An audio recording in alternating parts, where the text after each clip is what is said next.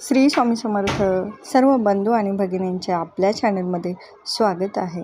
आजचा दिवस तुम्हाला आनंदाचा, सुख समृद्धीचा आणि भरभराटीचा जावो हीच स्वामीचरणी प्रार्थना.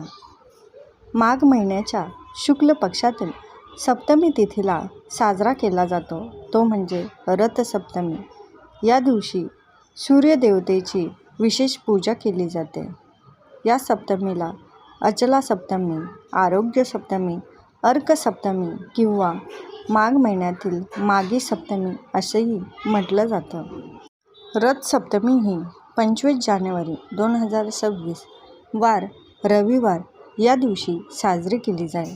हा सण सूर्याच्या जन्मदिवसाचा उत्सव म्हणून ओळखला जातो आणि सूर्य आपल्या 7 घोडे असलेल्या रथात बसून उत्तरायण प्रवास सुरू करतो. रथ सप्तमी ही सूर्यदेवतेच्या जन्मदिवसानिमित्त साजरी केली जाते. पौराणिक कथेनुसार महर्षी कश्यप आणि देवमाता आदिती यांच्या पोटी सूर्यदेवांचा जन्म माघ शुक्ल सप्तमीला झाला. सूर्य हा भगवान विष्णूंचं एक रूप आहे आणि या दिवशी सूर्याने आपल्या 7 घोड्यांच्या रथात बसून जगाला प्रकाशित करण्याची सुरुवात केली. सूर्य उत्तरायणात म्हणजेच उत्तर दिशेकडे मार्गक्रमण करतो. त्यामुळे वसंत ऋतूचीही सुरुवात होते आणि तापमान वाढते. हा सण सूर्याप्रती कृतज्ञता व्यक्त करण्यासाठी आणि आपल्या जीवनातील अंधकार दूर करण्यासाठी साजरा केला जातो. मकर संक्रांतीपासून सुरू असलेल्या हळदी कुंकवाच्या कार्यक्रमाचा हा शेवटचा दिवस असतो. तर रथ सप्तमीच्या दिवशी हळदी कुंकू लास्टला केलं जातं. रथ सप्तमीची पूजा कशी केली जाते ते आज आपण व्हिडिओमध्ये बघणार आहोत. त्याचबरोबर ज्यांना कुणाला मकर संक्रांतीच्या दिवशी देवाला वाण देता आलं नाही तर त्या अशा व्यक्तींनी, अशा स्त्रियांनी, माता भगिनींनी रथ सप्तमीच्या दिवशी देवाला वाण हे देऊ शकतात. तर रथ सप्तमीची पूजा करण्यासाठी सकाळी सूर्योदया अगोदर स्नान करून सूर्याला अर्घ्य देताना एका तांब्याच्या कलशामध्ये थोडंसं हळद, कुंकू, थोडेसे अक्षता आणि त्यामध्ये लाल फूल टाकून सूर्याला अर्घ्य द्यावे. तर अर्घ्य देताना देवाची, सूर्यदेवाची 12 नावे येत असेल तर त्याचं उच्चारण करावं. नाहीतर मग सगळ्यात साधा सोपा मंत्र म्हणजे ओम सूर्यदेवाय नमः, ओम सूर्यदेवाय नमः, ओम सूर्यदेवाय नमः. किंवा मग जसं आपण रोज सूर्याला पाणी घालतो तेव्हा तुम्ही असंही म्हणू शकता, हे सूर्यदेवा, तू जसा चमकतो तसं माझं नशीब चमकू दे.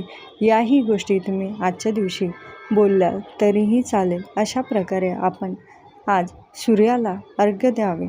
त्यानंतर घरातील अंगणामध्ये तुळस असेल तर तुळशीला आज छान असं सुंदर सारून पोछा करून घ्यावा आणि त्यानंतर तुळशीसमोर किंवा अंगणामध्ये एक पाट ठेवून त्याच्यावरती 7 घोडे असलेला रथ काढावा आणि तो शक्यतो रांगोळीने काढावा.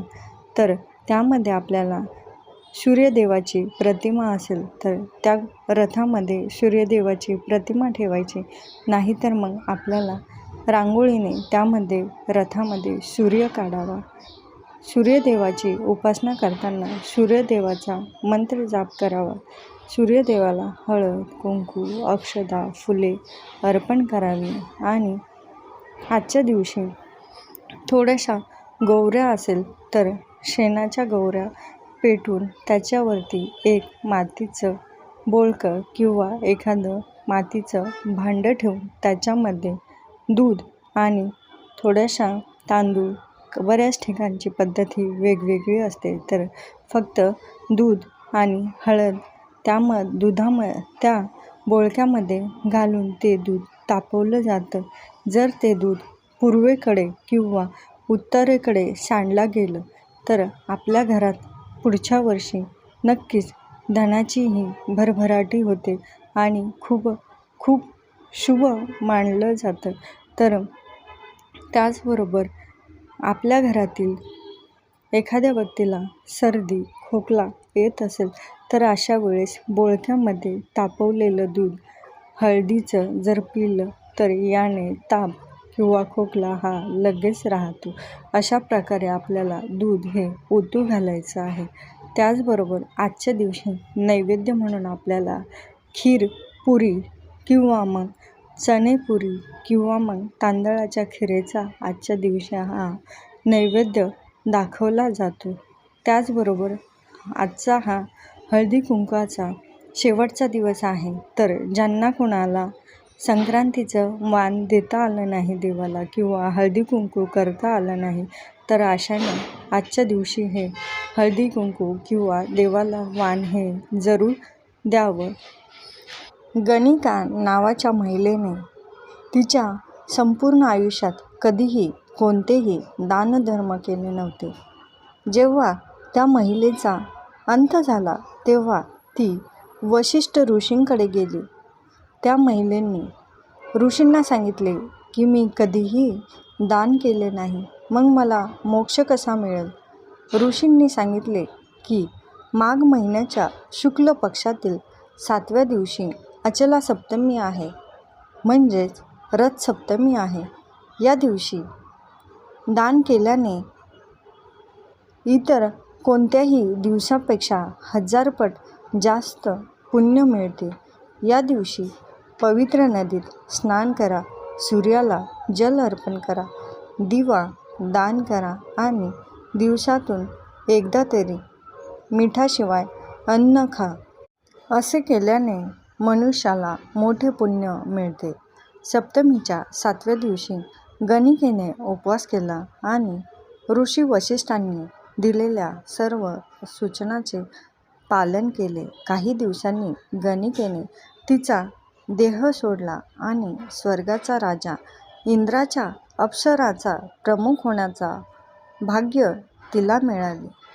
अशा प्रकारे गणिकेने उपवास केला आणि त्याचबरोबर तिने आजच्या दिवशी दानधर्म केला तर तिला तिचे सगळे पुण्य हे 1000 पटीने परत मिळाले.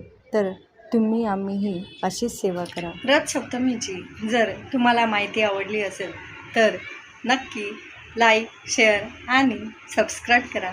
धन्यवाद. श्री स्वामी समर्थ.